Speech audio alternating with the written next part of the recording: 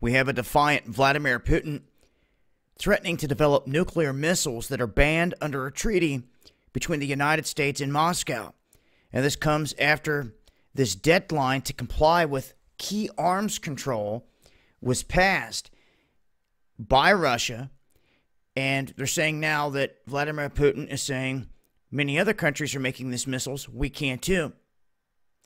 Now, the latest spike in tensions comes just a day after Mike Pompeo said that Washington would withdraw from a major Cold War treaty that limits mid-range nuclear arms, and that they would do so within 60 days if Russia does not dismantle missiles that the U.S. claims breach the deal between the two.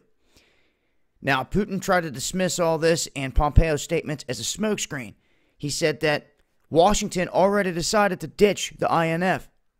They thought that we would not notice, he says, claiming that the Pentagon has already earmarked an amount for the development of the missiles that they're talking about now.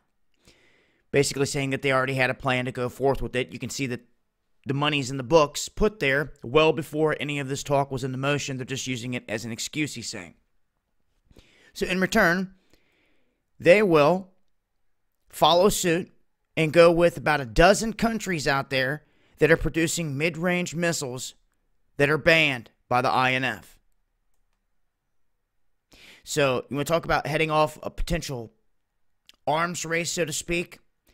Now, we also have the situation with Crimea, with Ukraine, with Russian troops still mounting up in the area. Today, mainstream media not saying much of a word about anything having to do with that area, all focused on the whole Bush thing. But I guarantee you, later this week and in the days to come, you're going to hear more about what's going on in Ukraine. You don't just send massive amounts of military equipment up into the region and surround it for nothing and just sit there. And we also just witnessed a massive military train get derailed suspiciously right there by the border. A Russian military train.